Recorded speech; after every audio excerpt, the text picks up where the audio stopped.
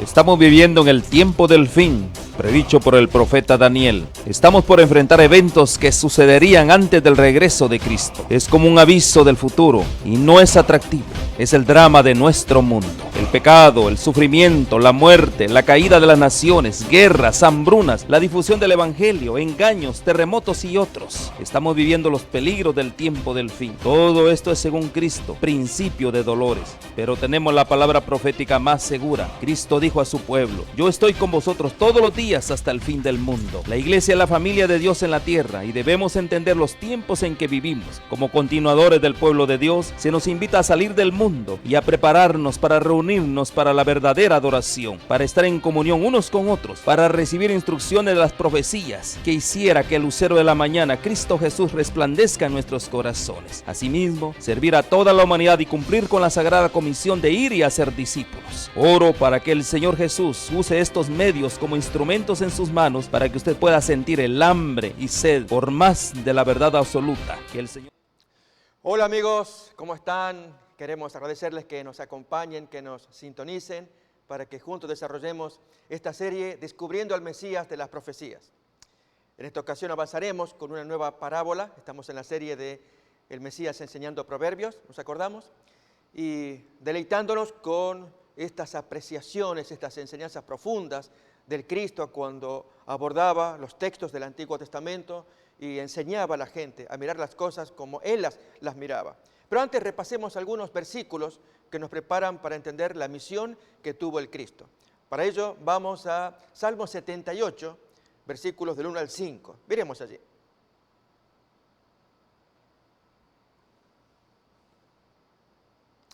Escucha, pueblo mío, mi ley, e inclinad vuestro oído a las palabras de mi boca. Abriré mi boca en proverbios, hablaré cosas escondidas desde tiempos antiguos, las cuales hemos oído y entendido que nuestros padres nos las contaron. No las encubriremos a sus hijos, contando a la generación venidera las alabanzas de Jehová y su potencia y las maravillas que hizo. Él estableció testimonio en Jacob y puso ley en Israel, la cual mandó a nuestros padres que la notificasen a sus hijos. Él estableció testimonio para que lo sepa la generación venidera y los hijos que nacerán, y los que se levantarán lo cuenten a sus hijos. Bien, acá tenemos la primera sección de lectura que luego vemos reproducido en el Nuevo Testamento. Para ello abramos Mateo capítulo 13, versículos 34 y 35. Los mismos textos del Salmo 78:2 aparecen allí explicando por qué Jesús hablaba en parábolas. Todo esto habló Jesús por parábolas a la gente y sin parábolas no les hablaba, para que se cumpliese lo dicho por el profeta, cuando decía: abriré en parábolas mi boca, declararé cosas escondidas desde la fundación del mundo. Acordémonos que Jesús, en un momento él dijo que entre la gente podíamos distinguir dos tipos de personas: aquellos que tenían la mente sensible, como un niño, apta para escuchar, para aprender, como el caso de los discípulos. Por otro lado, aquellos otros con la mente cerrada, que aunque religiosos, eso no era garantía para escuchar mejor la ley, sino que su mente estaba embotada por causa de sus pecados y el Señor tenía que utilizar parábolas para que ellos pudieran entender. Esto lo advertimos también en el capítulo 13 del libro de Mateo, pero miremos los versículos 10 y 11 para que apreciemos esto.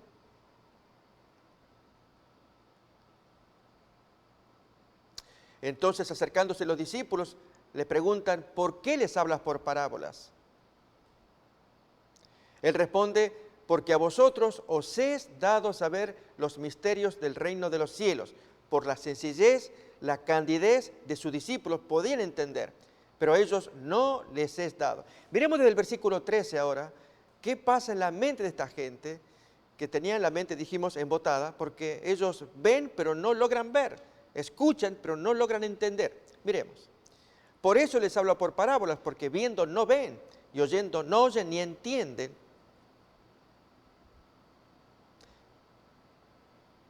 De manera que se cumple en ellos la profecía de Isaías, muy interesante de recordar. Este es un fenómeno universal e incluso intemporal. Esto es a lo largo del tiempo. Pasó en el tiempo de Isaías, pasa en cualquier época, en la de Jesús, que es lo que vamos a mirar, y en nuestra época también. ¿Qué cosa? Que de oído oiréis, pero no entenderéis. Eso cuenta Isaías capítulo 6, allí en su experiencia que él tuvo cuando se vio inmundo de labios, dice, cuando contempló la gloria de Dios. Dios pues le limpia su boca inmunda y el mismo Dios hace una pregunta: ¿quién irá a predicar por nosotros? E Isaías, valiente, lleno de fe y de pureza, él dice: aquí voy yo a predicar. Y Dios le advierte: mira con la gente con la cual te vas a encontrar. Y es la que estamos leyendo ahora. Que ellos de oído oiréis y no entenderéis. Viendo veréis y no percibiréis. Pero bienaventurados vuestros ojos porque ven y vuestros oídos porque oyen. Porque de cierto digo que muchos profetas y justos desearon ver lo que veis y no lo vieron, y oír lo que oís y no lo oyeron. Vamos a repasar todavía más un versículo que nos queda ahí pendiente. Miremos, allí creo que es el versículo 15, que muestra cómo pasaba el mensaje de Dios por la mente de estos religiosos. Ahí lo tenemos. Y se explica por qué motivo no solamente no entendieron, sino fueron una traba, un problema para Dios, al punto de que mataron a su hijo. Porque el corazón de este pueblo se ha engrosado, con los oídos oyen pesadamente, han cerrado sus ojos para que no vean con los ojos, oigan con los oídos, con el corazón entiendan, se convierten y yo los pueda sanar. Ese es el anhelo de Dios. Por eso el Señor prefiere usar parábolas para despertar su interés, para atraerlos. En este caso, vamos a estudiar una parábola que es controversial, lo anticipamos. Famosa parábola, decimos que es parábola, y quienes dicen no, es una historia, porque la forma en cómo lo narra muestra que seguramente existen esas cosas que Jesús las va a contar, pero dado el contenido, lo que hay dentro de esa historia, de esta parábola, vemos que va más allá de los hechos naturales. Nos estamos refiriendo al relato de el rico y Lázaro de Lucas capítulo 16. Vamos a repasarlo ahora como parábola. Acordémonos que esta sección que hemos titulado es el Mesías enseñando proverbios, Salmo 78:2, o parábolas.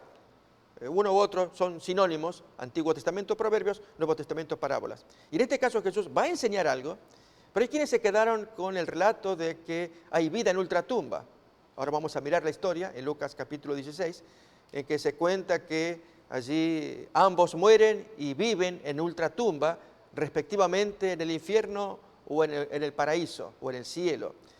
Vamos a ver si esto es así. Así que miramos pues entonces Lucas capítulo 16, desde el versículo 19 en adelante.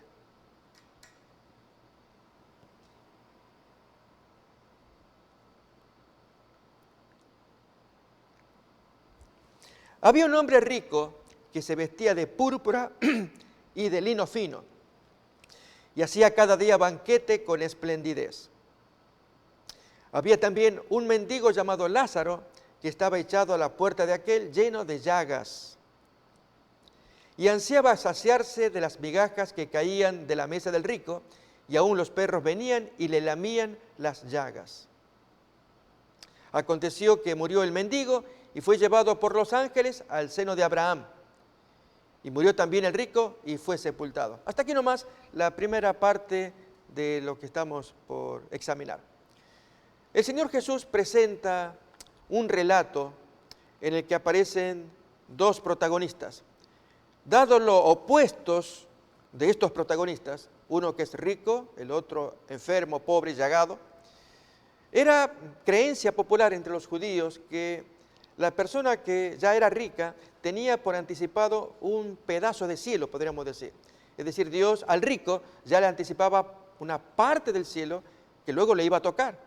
Por lo tanto, el rico era bien mirado como un heredero del reino de Dios. Dios lo había bendecido acá en la tierra. Era rico y por lo tanto ya le tocaba solamente morir y heredar el cielo. Por el contrario, el enfermo, el pobre, el desvalido o el llagado, como en este caso, era exactamente lo contrario. Ya tenía por anticipado parte del castigo que le iba a tocar en el infierno. Vamos a mirar este concepto extraño de parte de los judíos con algunos versículos. El caso de Mateo capítulo 19. Miremos allí. Cuando Jesús tiene el diálogo con el caso del joven rico, allí Jesús expresa algunas palabras, el chasco de este joven que podría haber heredado el cielo si hubiera obedecido el mandato de Jesús. Si quieres ser perfecto, anda, vende todo lo que tienes, dalo a los pobres y tendrás tesoro, y ven y sígueme. El texto nos dice que, escuchando la palabra, se fue triste porque tenía muchas posesiones. En otras palabras, no aceptó el consejo de Jesús. Y Jesús comienza a dar lecciones de esta experiencia. Entre ellas, miremos, Mateo capítulo 19, versículo 24. Otra vez os digo que es más fácil pasar un camello por el ojo de una aguja que entrar un rico en el reino de Dios. Sus discípulos, oyendo esto, se asombraron en gran manera, diciendo, ¿quién pues podrá ser salvo? Notamos que si ni un rico no puede entrar al cielo, ¿cuánto menos una persona común? Jesús, ¿qué dice? Y mirándolo Jesús les dijo, para los hombres esto es imposible, mas para Dios todo es posible. Ahí vemos entonces la lección que Jesús está dando respecto de lo que significa creer en su palabra, aceptar lo que Él enseña. Bien, vamos a ver el caso opuesto de una persona que está pobre o enferma y por lo tanto se supone que son los castigos anticipados de Dios por pecados que cometieron y luego le va a tocar el castigo mayor. Juan capítulo 9, miremos los primeros versículos.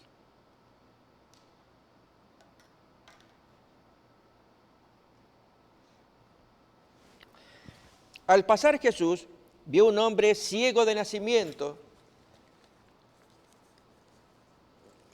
y le preguntaron sus discípulos diciendo, Rabí, ¿quién pecó, este o sus padres, para que haya nacido ciego?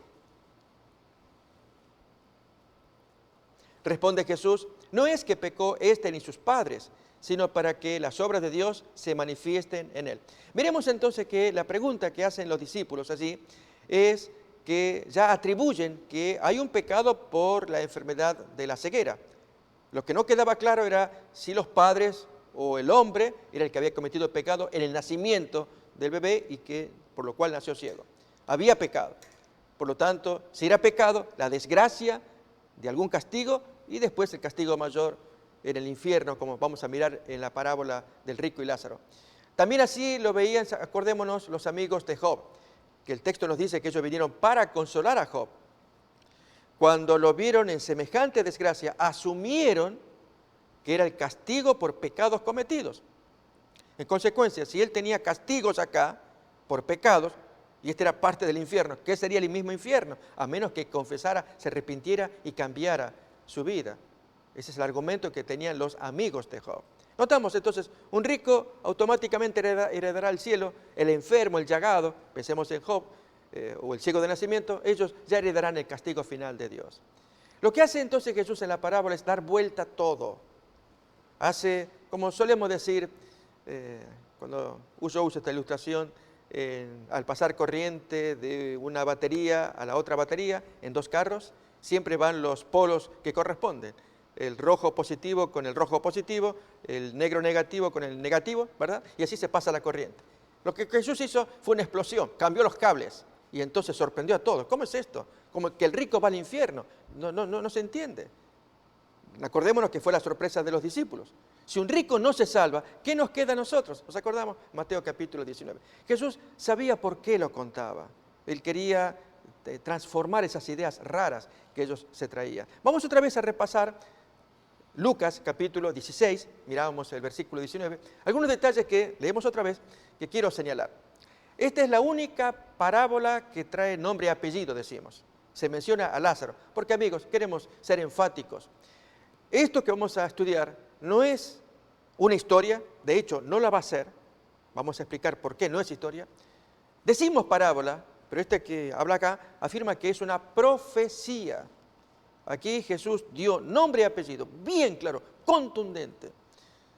Al decir el nombre de Lázaro, la condición que estaría muerto allí en ultratumba. ¿Y qué pasaría después? Jesús lo anticipó y se cumplió literalmente, como miraremos en algunos textos. Vamos otra vez a repasar Lucas capítulo 16, desde el versículo 19 en adelante, nuevamente. Había un hombre rico, acá no se dice que era malo. Porque si va al infierno, al Hades, le menciona allí, no es por algún acto malo cometido, al contrario, Él permite que en su casa venga este llagado, los perros le laman las heridas, Él no lo expulsa, no es una persona grosera, mala con los desafortunados. Lo que Él tenía era, que dice el texto, se vestía de púrpura, de lino fino, hacía cada día banquete con esplendidez, era disfrutar de la vida, Él y la gente que le acompañaba, pero no que fuera malo con la gente desfavorable o desfavorecida. Había también un mendigo llamado Lázaro. Tampoco se menciona que tuviera virtudes, por lo cual él debiera heredar el cielo. Aquí no se habla de cualidades morales de uno u otro. Hay ciertas situaciones humanas, civiles, sociales, riqueza, pobreza, es lo que más se señala, pero no condiciones morales, que es lo que caracteriza en el Antiguo Testamento la aprobación o desaprobación de Dios. Acordémonos cuando se enumeran los reyes. Se dice que apareció tal rey e hizo lo malo ante los ojos de Jehová. O apareció tal otro rey e hizo lo bueno ante los ojos de Jehová. Cualidades morales. Aquí no se menciona, solamente una condición para matizar lo que Jesús quiere enseñar, porque no es tanto el aspecto moral lo que va a mostrar, que si el rico o el pobre, Jesús dijo, difícilmente entren, no significa que no van a entrar. ¿Cuántos santos ricos la Biblia comenta? Pensemos en Abraham, en Job, sino que ciertas actitudes para con la palabra de Dios, eso es lo que modifica todo lo que nosotros necesitamos entender. Uno puede ser rico y tener una actitud positiva, abierta hacia la palabra de Dios, o lo contrario, uno puede ser pobre y tener una actitud cerrada, aún en medio de la pobreza.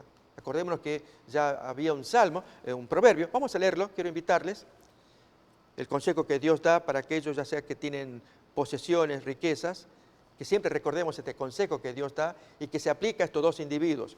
Proverbio capítulo 30, versículo 7 en adelante. Un buen consejo que hasta el día de hoy sigue siendo válido. Dos cosas te he demandado, no me las niegues antes que yo muera. Vanidad y palabra mentirosa aparta de mí, no me des pobreza ni riquezas, manténme del pan necesario. No sea que me sacie, que yo tenga tanta riqueza, y te niegue, y yo diga, ¿quién es Jehová? O al revés, que siendo pobre, hurte y blasfeme el nombre de mi Dios. Notamos, muy sabio, no me des exceso de uno, defecto del otro, de modo que yo necesite hacer cosas. Y es muy triste cuando a veces los seres humanos olvidamos este sano consejo. Manténme del pan necesario, lo que yo necesite para cada día, y así desarrollar mi carácter, este tiempo de prueba que Dios nos da, para que el universo todo, los ángeles, Dios mismo con sus libros, vea la condición, como dice en un pasaje, en otra parábola, que si siendo en lo ajeno fuimos fieles, cuánto más Dios nos confiará lo nuestro. Esto que vivimos es ajeno. Un hermoso estudio de una parábola de Lucas capítulo 16. Pero ahora estamos con la parábola del rico y Lázaro. Dijimos entonces, estos hombres, más que condiciones morales, tienen condiciones sociales, riqueza y pobreza que van a matizar el relato. Vamos otra vez nuevamente a mirar Lucas 16, habíamos leído el versículo 19, pasamos al 20.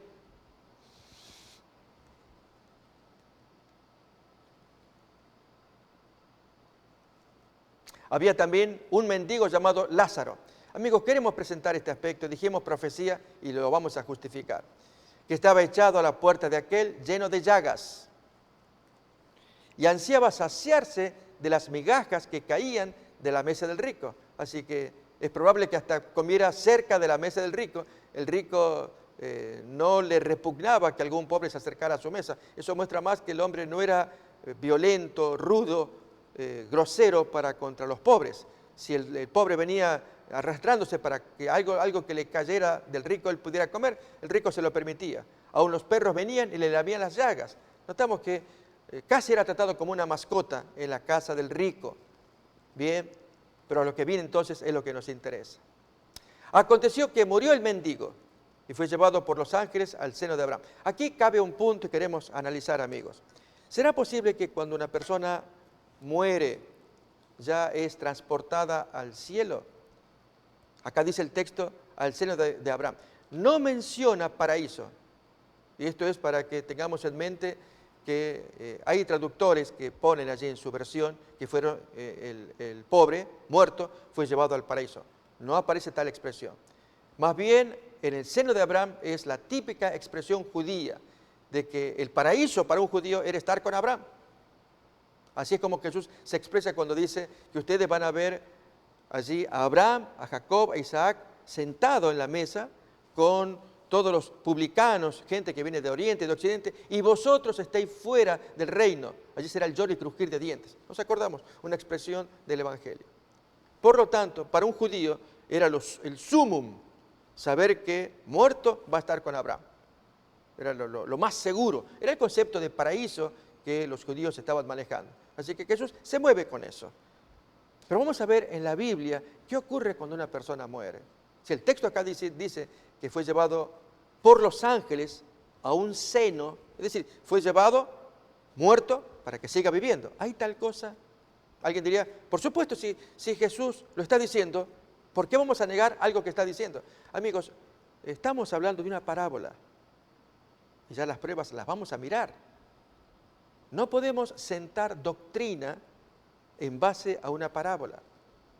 Es decir, la ilustración está dada, la palabra parábola significa algo que está echado al costado, es el significado etimológico de la palabra. Entonces, se echó una ilustración de una verdad que se quiere enseñar. Y la verdad que caracteriza este relato es que está al final, y es lo que Abraham va a hablar, y la reacción del hombre, el diálogo entre ellos. Ahí aparece la verdad. El resto es colorido, follaje. Y hacer doctrina del follaje corremos muy alto riesgo, porque podemos desviarnos del propósito por el cual Jesús contó este relato. Reitero, no podemos afirmar una doctrina sobre parábola. La parábola va a ilustrar la doctrina que se quiere enseñar, pero no que la parábola en sí contenga verdades. Por ejemplo, hay parábolas que se enseñan, que Jesús trajo, y afirmar que haya una verdad. Por dar un simple ejemplo, cuando habló en Mateo 13 del tesoro escondido en un terreno, en un campo. Eso es una parábola. Viene el dueño, encontró el tesoro y entonces paga muchísima plata, vende todo lo que tiene y compra ese campo con el tesoro incluido. Ahora, creer que el Evangelio tiene un tesoro, como ocurre en la enseñanza de la Iglesia de los Santos de los Últimos Días, los mormones. Ellos enseñan esto de que José Smith, él descubrió un tesoro y entonces él trajo un tesoro y lo mostró allí y estaban las planchas de oro, etcétera, una historia que hay que no es el caso ahora. Pero notamos, de una parábola hacer una doctrina o una enseñanza o basar una enseñanza es grave. Dejémonos que la enseñanza nos diga cuál es la lección. ¿Sí? Vamos entonces nuevamente al tema que estamos conversando y es si hay vida en ultratumba. El texto nos decía, allí fue llevado por los ángeles al seno de Abraham. Y si vemos en los relatos bíblicos que la gente que muere quedó acá en la tierra, no fue llevada a ninguna parte, miremoslo cómo lo expresa el apóstol Pedro en su discurso que él dio con motivo de Pentecostés, que bajó lengua de fuego y fue la evidencia del poder de Jesús, de que Jesús era entronizado como rey, estaba siendo glorificado, aceptado el Cristo para iniciar su servicio de intercesión, que lo llevaría por mucho tiempo. La respuesta aquí en la tierra fue el descenso del Espíritu Santo, por un poder, Jesús ya lo había dicho, cuando venga el poder ustedes me serán testigos. Hechos capítulo 1:8. Bien, viendo los testigos, había mucha gente judía reunida y observando, ahí tenemos, Hechos 1:8, recibiréis poder cuando haya venido sobre vosotros el Espíritu Santo, y vino en forma de paloma en lengua de fuego. Y me seréis testigos en Jerusalén, en toda Judea, Samaria y hasta lo último de la tierra. Ese Espíritu Santo llegó entonces en lengua de fuego que capacitaba a los predicadores a que hablen la palabra de Dios. Y allí, ante la sorpresa de la gente, ¿qué es esto? El texto nos va a decir que muchos decían, están borrachos, no les hagan caso, mucho mosto, dice el versículo. Y otros que dicen, no, si le estamos hablando, escuchando en nuestra propia lengua. Miremos, vamos a mirar el contexto, porque hay una frase de Pedro, él toma la palabra, da un sermón y ahí, ¿cómo explicamos? Una frase contundente que dará Pedro respecto de la vida en ultratumba. Bien, vamos entonces a Hechos, capítulo 2.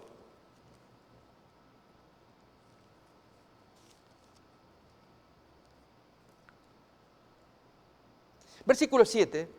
Otra vez repasemos un poquitos versículos nomás para llegar a aquel que nos interesa de Pedro. Estaban atónitos y maravillados diciendo, mirad, ¿no son galileos todos estos que hablan? ¿Cómo pues les oímos nosotros hablar cada uno en nuestra lengua en la que hemos nacido? Partos, medos, elamitas, los que habitamos en Mesopotamia, Judea, Capadocia, en el Ponto, en Asia, todos judíos pero provenían de distintos países. En Frigia, Panfilia, Egipto, regiones de África, más allá de Cirene, romanos aquí residentes, tanto judíos como prosélitos, cretenses, árabes, les oímos hablar en nuestras lenguas las maravillas de Dios. Y eran galileos. Era un poder divino, sobrenatural. Dice más el texto, y estaban atónitos y perplejos, y se decían unos a otros, ¿y qué quiere decir esto? Y notemos la burla de algunos. Burlándose algunos decían, están llenos de vino, mostos, vino, están borrachos, no le hagan caso. Pero entonces Pedro toma la palabra para explicar allí, y en la explicación, en el sermón que él va a dar, miremos acá, versículo 29, parte del discurso de Pedro, tremendo sermón que él va a dar para justificar el fenómeno que todos estaban observando, que la gente les hablaba, que hablaba en distintas lenguas. Varones hermanos, se os puede decir libremente del patriarca David, que murió y fue sepultado, y su sepulcro está con nosotros hasta el día de hoy. Va a hablar algo de David. ¿Qué es? Pero siendo profeta y sabiendo que con juramento Dios le había jurado que de su descendencia, en cuanto a la carne, levantaría al Cristo para que se sentase en su trono, viéndolo antes, habló de la resurrección de Cristo, que su alma no fue dejada en el Hades, ni su carne vio corrupción. A este Jesús resucitó Dios, de lo cual todos nosotros somos testigos. Así que, exaltado por la diestra de Dios y habiendo recibido del Padre la promesa del Espíritu Santo, ha derramado esto que vosotros veis y oís. Notemos ahora, porque David no subió a los cielos, pero él mismo dice, en una profecía, dijo el Señor a mi Señor, siéntate a mi derecha. Entonces, ¿quién es ese segundo Señor? El primero es el Padre, Jehová. Así cuenta el Salmo 110. Podemos mirar el original, Salmo 110, versículo 1. Este es el texto que Pedro va a decir. Esto es lo que dijo David. ¿Quién es el Señor que se sentó allí al lado del Padre? ¿Quién es? ¿Es David? Sí, David no subió. Oh, David no subió al cielo. Ahora miramos, seguimos leyendo, pero vamos al Salmo 110, el original. Jehová dijo a mi Señor, ese Señor es el Cristo, siéntate a mi derecha hasta que ponga a tus enemigos por estrado de tus pies. Vamos otra vez a Pedro en su discurso, habíamos leído Hechos capítulo 3, versículo 34. Retomamos entonces el texto de Pedro. Hechos capítulo 2, 34. 2:34. Porque David no subió a los cielos, esto es lo que importa. Pero él afirma que alguien subió al cielo. Ese es el argumento de Pedro. Cuando dice, dijo el Señor Jehová a mi Señor el Cristo, siéntate a mi derecha,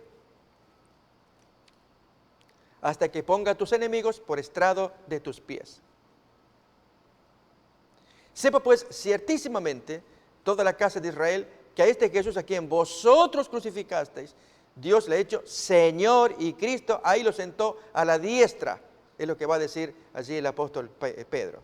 Como consecuencia, el texto que sigue, la gente se conmueve. Al oír esto se compungieron de corazón y dijeron a Pedro y a los otros apóstoles, varones hermanos, ¿qué hacemos ahora? Ahora descubren que son asesinos de un Cristo que se sentó al lado de Dios y de una profecía que David había dicho, que dijo el Señor a mi Señor, pero David no es el que subió al cielo, sino el Cristo del cual él hablaba en la profecía.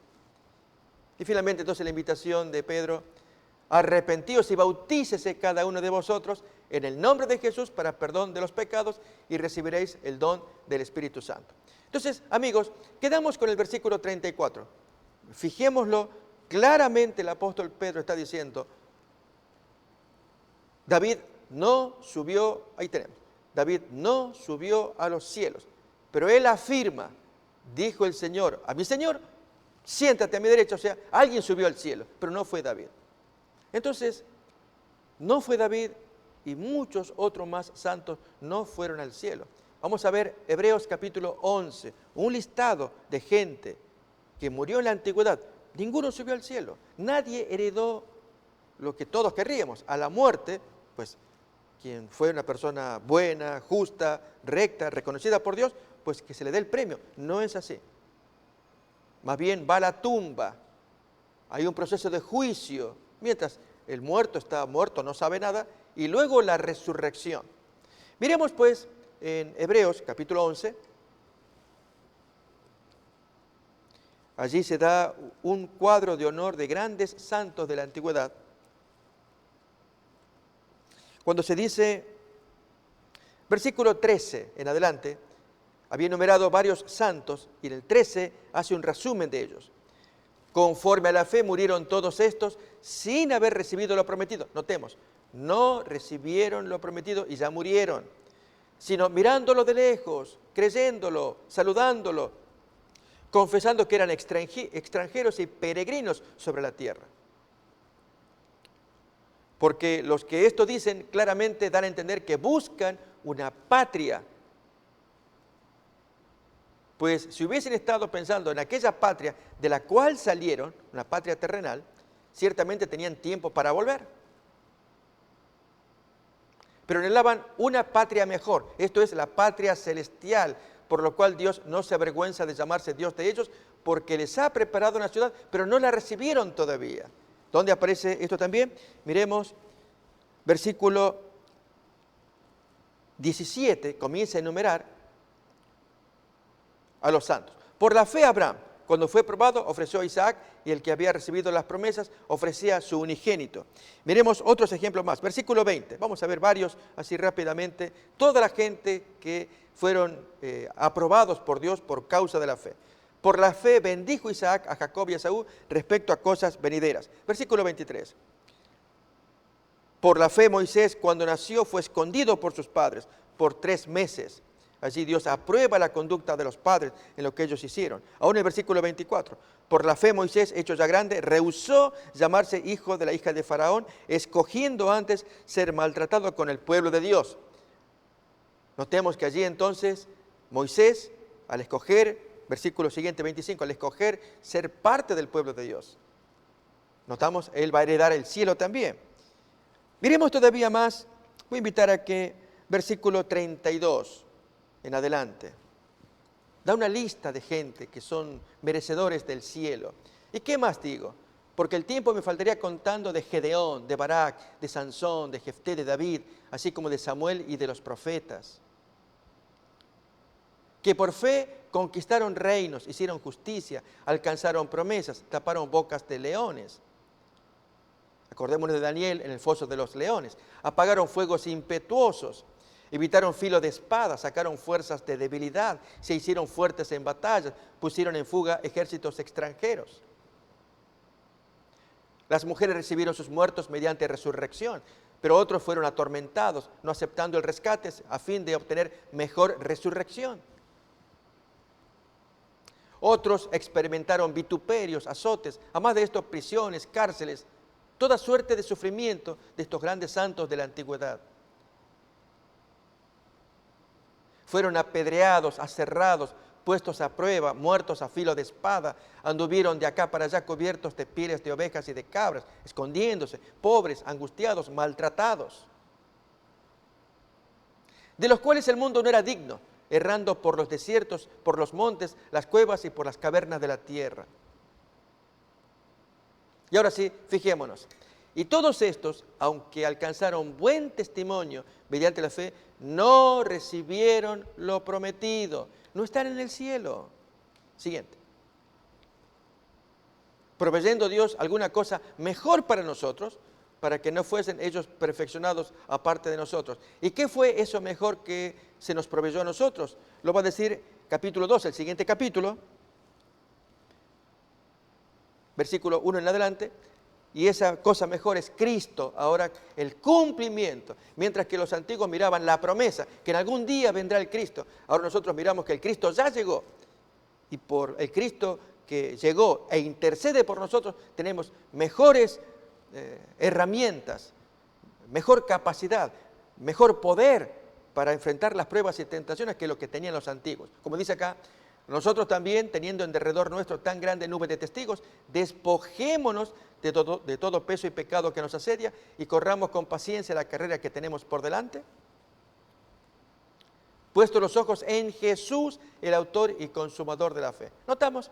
Entonces, aquí en este texto hemos visto, y hay muchos más, que hablan de que los santos no reciben lo prometido. Por lo tanto, en la parábola de Jesús, que él dice que los ángeles se llevaron al seno de Abraham, a Lázaro. Otra vez, una persona cuando muere no está consciente. Miremoslo cómo lo va a expresar Eclesiastés, capítulo 9. ¿Quién lo escribe? Es el hombre más sabio de la tierra. Algunos quieren impugnar la historia del Eclesiastés, capítulo 9, diciendo que proviene del hombre, el sabio Salomón, pero que él había abandonado su vida recta, cometió pecado. Es cierto que él cometió, pero cuando él regresa al seno de Dios, vuelve arrepentido, con lucidez, habiendo aprendido sus muchos errores. Él va a contar en qué consiste la vida, cuando dice todo es vanidad, y para que nos enseñe a nosotros. Pero en cambio, con respecto a lo que pasa en el hogar, las cosas con la vida y con la muerte, él va a decir, en el capítulo 9, más vale que tengas tu mujer, disfruta con ella, tienes tu comida, tu vida, más vale eso y no muerto, porque muerto se te acabó todo. Vamos a leerlo entonces, en los primeros versículos de Eclesiastés, capítulo 9, la suprema enseñanza de Dios respecto del valor de las cosas en la tierra. Ciertamente, yo, Salomón, he dado en mi corazón a todas estas cosas para declarar todo esto, que los justos y sabios, sus obras están en la mano de Dios, que sea amor o que sea odio, no lo saben los hombres, todo está delante de ellos, Dios va a juzgar todo. Todo acontece de la misma manera a todos, un mismo suceso ocurre al justo como al impío, al bueno, al limpio, al no limpio, al que sacrifica, al que no sacrifica, al bueno, así como al que peca, al que jura, como al que teme el juramento, les sucede todo. ¿Y qué es? La vida y la muerte.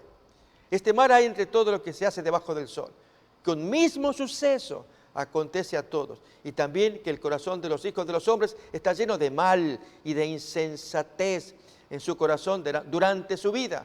Y después de esto se van a los muertos. Y ahora comienza a hablar de este tema. Aún hay esperanza para todo aquel que está entre los vivos, porque mejor es un perro vivo que león muerto. Déjenme, amigos, ilustrar esta última parte. Para el sabio Salomón es mejor una cosa pequeñita viva y no enorme, valioso, muerto. ¿Qué diríamos? Aquí se aparece un pordiosero. Más vale él vivo y no allí el cadáver del apóstol Pedro, del apóstol Pablo. Grandes varones, aquí los tenemos. No sirve, ya está muerto. Esto sí sirve porque está con vida. Más vale, que dice, perro vivo que león. Se supone un animal superior al perro, muerto. Porque miremoslo cómo viene a continuación. Sigamos leyendo. Porque los que viven saben que han de morir, pero los muertos nada saben, ni tienen más paga, porque su memoria es puesta en olvido. También su amor y su odio y su envidia fenecieron o acabaron ya, y nunca más tendrán parte en todo lo que se hace debajo del sol. También su amor y su odio. Y versículo 7, noten el consejo que ahí se da de cuando uno está con vida. Anda y come tu pan con gozo y bebe tu vino con alegre corazón, porque tus obras ya son agradables a Dios. Mientras estás con vida, disfruta de tu trabajo, de tu familia, de tu mujer, porque a donde vas, a los muertos, se te acabó todo. Como dice un poquito después, avanzamos con la lectura. Poco más, versículos, ahí está, 9 y 10. Goza de la vida con la mujer que amas, todos los días de la vida de tu vanidad que te son dados debajo del sol, todos los días de tu vanidad, porque esta es tu parte. Disfrútalo mientras estás con vida, porque muerto, siguiente versículo.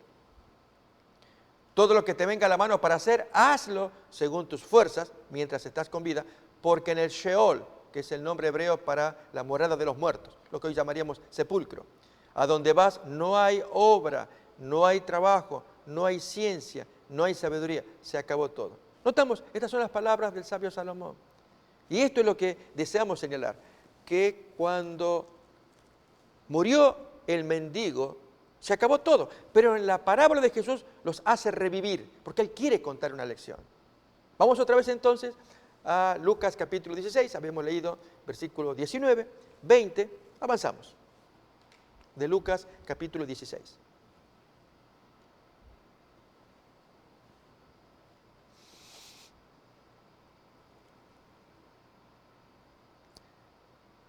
Bien, versículo 20, había también un mendigo llamado Lázaro que estaba echado a la puerta de aquel, lleno de llagas, y ansiaba saciarse de las migajas que caían de la mesa del rico, aún los perros venían y le lamían las llagas. Aconteció que murió el mendigo, este es el punto, fue llevado por los ángeles al seno de Abraham, y murió también el rico y fue sepultado. Y a partir de ahora es la dramatización que Jesús va a crear. En el Hades alzó sus ojos estando en tormentos y vio de lejos a Abraham y a Lázaro en su seno. Aquí, amigos, vamos a hacer un comentario. El Hades es una expresión que ahora Jesús la va a tomar de la creencia griega que había penetrado, lamentablemente causó daño en el judaísmo. Estamos hablando con la invasión de los tiempos de Alejandro Magno. Alejandro Magno, recordemos, su tiempo de esplendor fue en los años 320 a 330, un hombre que había extendido sus dominios desde la Grecia hasta los extremos de la India y pasar entonces con sus ejércitos por todas las naciones, llevando su cultura, especialmente las creencias griegas y aún filosóficas de aquellos grandes filósofos. Aristóteles fue maestro de Alejandro Magno, Aristóteles famosísimo, filósofo, discípulo de Platón, Platón discípulo de Sócrates. Bien, estos grandes cerebros de filosofía mundana, estos hombres habían diseminado ideas, entre ellas la idea de la inmortalidad del alma. Acá les quiero contar, amigos, que esta idea se hizo famosa por medio de Sócrates, cuando Platón, su discípulo, él va a contar los momentos dramáticos finales que Sócrates tiene. Esto fue un hecho histórico. Sócrates muere en el año 399 a.C., castigado por el gobierno griego por la acusación de ateísmo. Sócrates era un filósofo, gran pensador, realmente es una de las mentes, quizá la mente más brillante que la humanidad haya producido. Normalmente los estudiantes de filosofía, al ir a la universidad, toman las primeras clases sobre filosofía, toman a Sócrates, lo leen en su original en griego, y allí se aprende mucho del conocimiento de la destreza humana para debatir argumentos.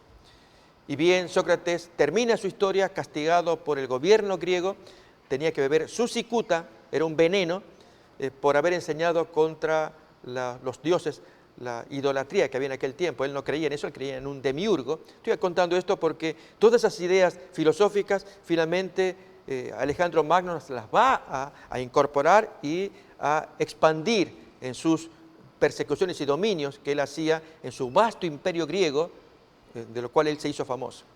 Entre los hechos de Sócrates, muy importante, está el hecho de que el día que tenía que morir, esto lo va a contar Platón en uno de sus varios libros, el que recomendamos leer es Fedón, se llama así, Fedón, o de la inmortalidad. Ahí cuenta, lo que voy a contar ahora, de cuando Sócrates pide que su esposa sea sacada afuera hasta los puros gritos, y están los discípulos. Y ellos preguntan, maestro, ¿por qué tú estás tranquilo?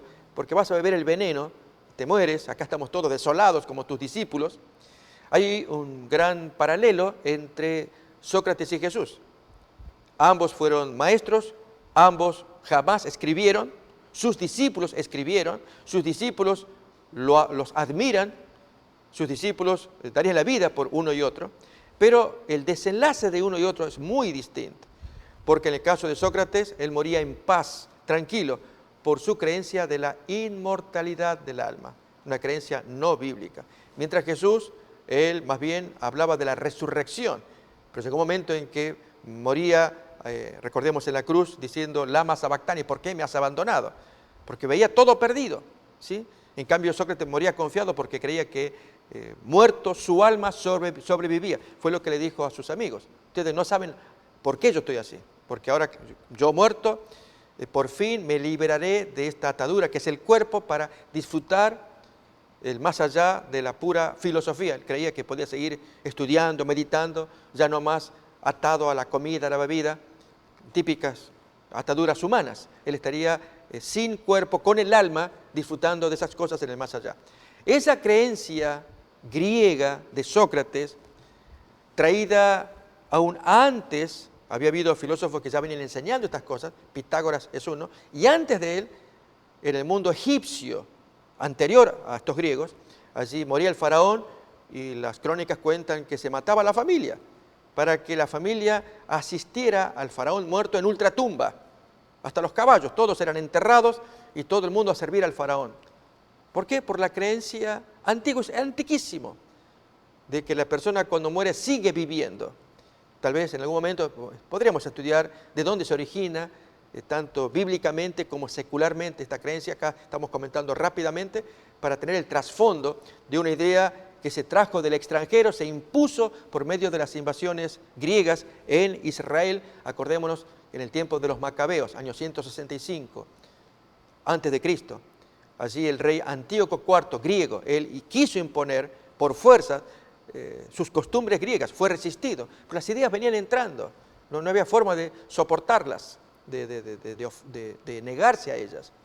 Y por lo tanto, creer entonces que había una vida en la ultratumba, con su consecuente castigo, como es el Hades, que allí se quema la persona, cuando comete falta, y ese es el castigo, que se esté quemando.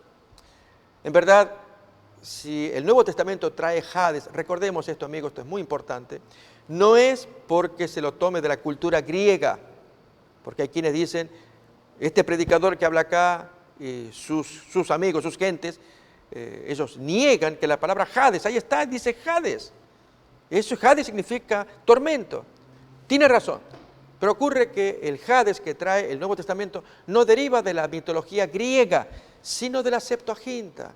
Es la Septuaginta la que traduce Hades del hebreo. Y por lo tanto, en el Nuevo Testamento, cuando se va a tomar la palabra Hades, se le trae de la Septuaginta, que no trae esa noción, aunque es la misma palabra. Dicho de otra manera, no podemos, al tomar una palabra, traerle todo el contenido de la palabra por la cultura de donde procede. En este caso, procede de la cultura griega, palabra cargada de significado, fuego, tormento, Hades, sino que el Nuevo Testamento trae Hades no porque lo extraiga de la cultura griega, lo extrae de la Septuaginta, que es la traducción al hebreo o del hebreo al griego, donde allí el Sheol hebreo se traduce Hades en griego, pero no porque el Hades tenga tormento, no aparece eso en la Septuaginta. Esto es muy importante. Y de ahí entonces pasa al Nuevo Testamento. Bien, esta es una explicación corta, esperamos que sea simple para entender cómo se mueve esta situación. Y es que Jesús se vale de las creencias de sus días. Es el caso de Gilel, este es uno de los escritores famosísimos, comparable al Pablo del Nuevo Testamento, un gran teólogo del mundo judío. Él vivió casi 100 años y habrá muerto aproximadamente cuando Jesús tendría sus 12 años, cuando estuvo allí en su visita a Jerusalén en la Pascua, cuando él era niño, recordemos, 12 años. En ese tiempo, muy probablemente, Gilel, el famoso Gilel el Viejo, el famoso sabio judío, pudo haber estado presente, y ya poquito después él fallece. Bien, este hombre y su adversario, que era Shammai, los dos grandes teólogos que formaron la mente judía. Yo les digo, amigos, que no solamente que es fascinante la historia judía, lo que importa es las ideas cómo entró al judaísmo y de lo que Jesús se tuvo que valer para enseñar en sus días. Y así hoy entender por qué Jesús habló lo que habló. Bien, en el caso de estos dos individuos, este Gilel, en uno de sus escritos, cuenta, caminando con sus discípulos, que le dice, hoy no tendremos clases. Oh, qué lástima, sí, porque voy a atender a mi huésped. Oh, no sabíamos que tenías visita. Es que tengo que atenderlo porque si no lo atiendo, yo mismo sufro consecuencia. ¿Hoy quién es? Preguntan los amigos. Y él responde, ¿no se dan cuenta ustedes? Es mi alma, es mi huésped, que tengo que atenderla, dijo así Hillel. Daba a entender entonces que es la típica creencia griega y que con el tiempo entró en el cristianismo, principalmente por el catolicismo, de creer que adentro existe un alma, un ser descarnado, un ente inteligente, un ser que se sale del cuerpo cuando muere y anda flotando con inteligencia, con pensamientos, con ojos, con, no sé si diríamos sentimientos, pero es una cosa que hasta podemos hablar con él. ¿Qué cosa? El alma. No. La palabra de Dios no enseña semejante cosa. Lo que enseña es que el alma y el cuerpo se unen y forman una sola persona, que llamamos nosotros un ser viviente. Es lo que nos va a contar finalmente el texto de Génesis capítulo 2, 7. Pero antes, vamos a avanzar todavía con este relato. Leemos otra vez Lucas 16, habíamos leído versículo 22, 23, ya están muertos, ahora hereda cada cual su premio, llevado al seno de Abraham, el otro está en el infierno. Miremos cómo sigue el relato. Entonces, dando voces, gritaba: Padre Abraham, ten misericordia de mí, y envía a Lázaro para que moje la punta de su dedo en agua y refresque mi lengua, porque estoy atormentado en esta llama. Esto es lo que hace parábola este relato. ¿Cómo es posible creer que sea una historia real cuando se está pidiendo a Lázaro que apenas moje la punta del dedo, la ponga en la lengua y con eso se refresca? No, es ridículo. Jamás puede ser esto historia, de que mojar la punta del dedito del dedo en la lengua ya se calma. No, es hacer hablar acá a los personajes. ¿Y cuál es el diálogo? Miremos lo que viene. Pero Abraham le dice: acuérdate que recibiste tus bienes en tu vida, Lázaro también males, pero ahora este es consolado y tú atormentado. Además de todo esto, una gran cima está puesta entre nosotros y vosotros, de manera que los que quisieran pasar de aquí a allá no pueden, ni de allá para acá tampoco. Entonces, ahora viene la parte importante. Te ruego pues que le envíes a la casa de mi padre, porque tengo 5 hermanos, para que les testifique, a fin de que no vengan ellos también a este lugar de tormento. Y Abraham le dice: a Moisés y a los profetas tienen, óiganlos, con eso alcanza, tienen la Biblia, con ella se resguardan de caer en el castigo. Y notemos la reacción del que se estaba quemando. No, padre Abraham, que si alguno fuera a ellos de entre los muertos, ellos se arrepentirán, envíalo. Yo sé lo que digo. Pero Abraham bien claro les dice: si no oyen a Moisés y a los profetas, tampoco se persuadirán, aunque alguno se levante de los muertos. Quisiera invitarles, amigos, a que miremos a continuación San Juan capítulo 12, a ver si no se cumplió este relato en profecía. Y es que murió un tal Lázaro, lo hicieron resucitar, daba testimonio, y Abraham tenía razón, que aunque se levante un muerto, ni siquiera le van a creer porque no creen en la Biblia. Esto aparece en San Juan capítulo 12, es la razón por la cual creemos que este relato es más una profecía que una historia, no lo es. Y una parábola, lógicamente que es parábola. Dice entonces, capítulo 12 de San Juan, versículo 1, 6 días antes de la Pascua, vino Jesús a Betania, donde estaba Lázaro, el que había estado muerto y a quien había resucitado de los muertos. Y le hicieron allí una cena. Marta servía y Lázaro era uno de los que estaban sentados a la mesa con él, resucitado. Y mientras están allí conversando, fijémonos en el versículo 9. A ver la familia, ¿qué va a hacer? Como decía el muerto, mándales a Lázaro resucitado, van a creer. Y bien Abraham dijo: no, aunque vaya un resucitado. Miremos ahí. Gran multitud de los judíos supieron entonces que él estaba allí y vinieron, no solamente por causa de Jesús, sino también para ver a Lázaro, a quien había resucitado de los muertos. Y miremos ahora. Pero los principales sacerdotes acordaron dar muerte también a Lázaro. Así que nadie se salvaba. Tal y cual como Abraham había dicho. Tienen a Moisés, a los profetas, con eso ustedes se van a salvar. No, manda un resucitado. Jesús cumplió, le mandó un resucitado a Lázaro, tal como la parábola. Ahora, de verdad, por eso decimos una profecía. Y ni aún así lo querían matar. Tenía razón Si no oyen a Moisés y a los profetas, no se van a persuadir aunque se levante de los muertos. Ese es el foco, el fondo de este relato. No contar que haya vida en ultratumba, sino ver que cuando no creemos a la palabra de Dios, sufrimos gran pérdida.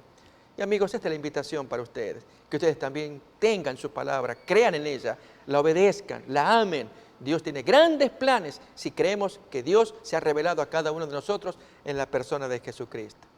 Deseamos que Dios los bendiga y así nos seguiremos encontrando en la siguiente emisión. Gracias por acompañarnos.